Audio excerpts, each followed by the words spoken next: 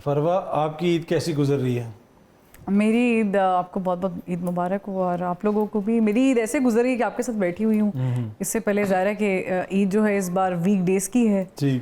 और सहाफ़ी जो है वो फिर मिस नहीं कर सकते। ऐसा नहीं है कि घर जाओ और सो जाओ, तो फिर काम करना पड़ता है। ईद पे प्रायोरिटीज क्या होती हैं आपकी? के सोना। अच्छा, सोना। आपने ये हमने लिखा सोना, हुआ था, कुछ अच्छा पर पढ़ना, आपने खुद ही कुछ अच्छा बता दिया। देखना, यही प्रायोरिटी होती है। क्योंकि नॉर्मल डेज में अगर आप लेट्स सपोज वीक डेज पे कोई स्लॉट कर रहे हैं और वीकेंड्स ऑफ हैं, तो तब भी आपको शायद वो ऑफ नहीं होता उस तरीके से, because you have to be in that situation कि जब आप खबरें भी देख रहे हैं और अच्छा आज अखबार में क्या हुआ ये वो, और फिर गप्पे शप्पे भी ऐसी, हमारी तो गॉसिप्स भी यही होती हैं कि पॉलिटिक्स में क्या चल रहा है और इकोनॉमी का क्या हाल है। तो ये वो दिन होते हैं, बड़ी छोटी ईद, कि जब आप थोड़ा ईद सा का रिलैक्स एहतमाम कर करते हैं। कुछ लोग होते हैं ना, मतलब उनको ज़्यादा नहीं होता, अच्छा ईद है, और कुछ लोग बड़े एहतमाम से ईद करते हैं। एहतमाम घर में होता है। मैं खाने पीने की शौकीन हूँ, तो क्योंकि आधी बट हूँ आधी पठान हूँ, तो खाने पे तो फिर हमारा कोई हाथ नहीं रुकता। तो मुझे एक्साइटमेंट सिर्फ खाने की होती है कि आज मेन्यू बहुत अच्छा होगा। खास करके वो जो सुबह सुबह शीर खुरमा बनता है, वो खुद आप बनाती हैं? नहीं, मुझे कुछ नहीं बनाना आता, मुझे खाना आता है, मैं प्लेट अच्छी साफ कर सकती हूँ। लेकिन ये है कि खाने पीने की अगर आप उससे पूछे तो फिर वो ईद अच्छी लगती। अदरवाइज ईद वैसे ही होती है, बस सिर्फ ये लालच होता है कि आज हम सुकून करेंगे। सोशल मीडिया के आने से आप समझती हैं कि सहाफ़त या मीडिया डैमेज हुआ है, या वो एक टूल है जिसके ज़रिए हम अपनी सहाफ़त को मज़ीद निखार सकते हैं? देखिए, दोनों साइट्स पे काम किया जा सकता है। हमें डैमेज भी हुआ है और हमने इससे बेहतरी भी देखी है। अब ज़ाहिर है कि एवोल्यूशन आई है एक फील्ड में, जैसे कि आरफा बता रही थी कि प्रिंट का उन्हें शौक है, और हमने देखा है कि प्रिंट का जर्नलिज्म होता है ही जर्नलिज्म वो, क्योंकि आप एक ख़बर को फ़िल्टर करते हैं, उसकी तस्दीक करते हैं, उसको इन्वेस्टिगेट करते हैं, फिर सोर्सेज से आप बातचीत करते हैं, फिर जाके वो ख़बर छपती है और फिर सुबह आप अखबार में पढ़ते हैं। लेकिन जब टीवी आया तो ज़ाहिर है कि चीज़ें थोड़ी सी फास्ट ट्रैक पे चली गई। फिर आपको फ़ोन आते हैं रिपोर्टर्स के, सर जी ये ख़बर है, और लगा दें, और फिर ब्यूरो चीफ उसे कंफर्म करते हैं, फिर खबर लगती है, फिर फटे चलते हैं, और सारी हमें चीज़ें पता है। बट सोशल मीडिया पे तो ऐसा कुछ भी नहीं है। सोशल मीडिया पे तो कोई फ़िल्टर नहीं है।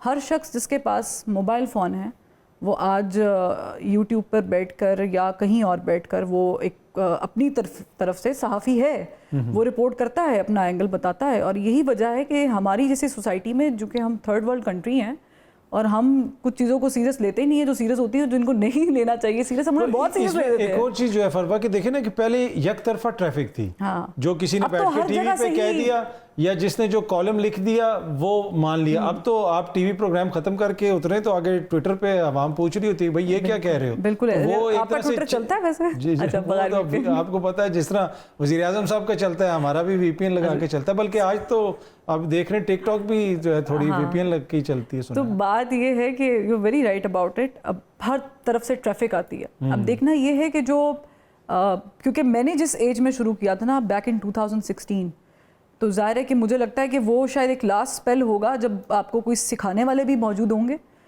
या मेरे पास थे, आई एम लकी इनफ। और अब तो आप जब देखते हैं पीछे मुड़ के यूनिवर्सिटीज़ के बच्चों को जो मैथ्स कॉम करके आ रहे होते हैं, तो आप कहते हैं कि इनका क्या फ्यूचर है।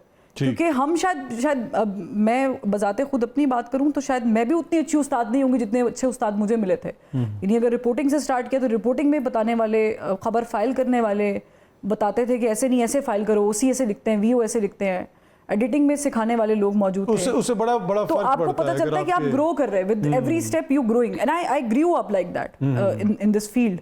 तो राइट फ्रॉम रिपोर्टिंग तो स्क्रीन पर जब पहली दफ़ा ऑन एयर हुई, दैट वाज लाइक वो टाइम था कि जब मुझे वो एक अनबिलीवेबल सिचुएशन होती है ना, और मुझसे ज़्यादा मुझे सिखाने वाले खुश थे, क्योंकि अब ऐसा नहीं होता है। हाँ, वो अब आते एक हैं, तो बड़ी तेजी बड़ी हो गई है, और हमारे यहाँ पे चीज़ जल्दी खत्म करनी है। क्योंकि अब ईद का मौका, क्या इसको डिटेल में डिस्कस करें। हमारे यहाँ पे जर्नलिज्म डिस्कस नहीं होता। हमारे यहाँ पे किसी शख्स को इवन न्यूज़ एंकरिंग के लिए भी ऑनर करने के लिए अब ये स्टैंडर्ड नहीं है कि इसे पॉलिटिकल अवेयरनेस है या नहीं है, इसे इकोनॉमी की बेसिक्स का पता या नहीं है।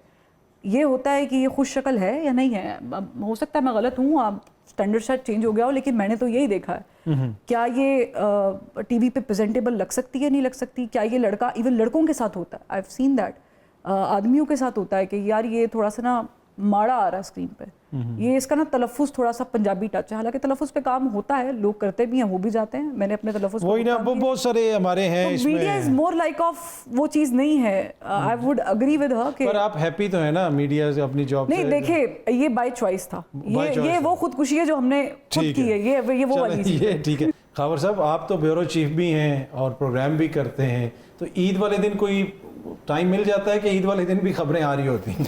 बहुत शुक्रिया एक तो प्रोग्राम में बुलाने के लिए। ईद का दूसरा दिन जिस आप देख रहे हैं, तो मुझे बड़ी इस तरह याद है कि वे बैक इन 2001 जब मैंने जर्नलिज्म शुरू किया, अल्लाह जन्नत करे, ज़ियाउद्दीन साहब मेरे पहले रेजिडेंट एडिटर थे डॉन के अंदर।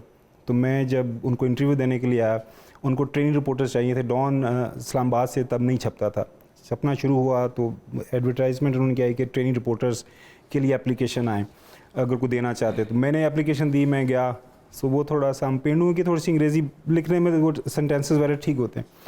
उन्होंने मेरी जब उनसे मुलाकात हुई तो उस टाइम मैं इस्लामाबाद में एक गवर्नमेंट की जॉब पे था। सो उनको जब पता चला कि मैं गवर्नमेंट की नौकरी छोड़ के मैं इधर आना चाह रहा हूँ, तो ज़ियाद साहब ने कहा आपको पता है कि ये जर्नलिज्म ये कोई प्रोफेशन नहीं है, ये इट्स अ लाइफ स्टाइल, मतलब एडिक्शन है। यहाँ पे कोई 9 to 5 वाली बात नहीं है, किसी भी टाइम कहीं पे भी कोई स्टोरी डेवलप हो सकती है, वहाँ पे आपको जाना पड़ेगा।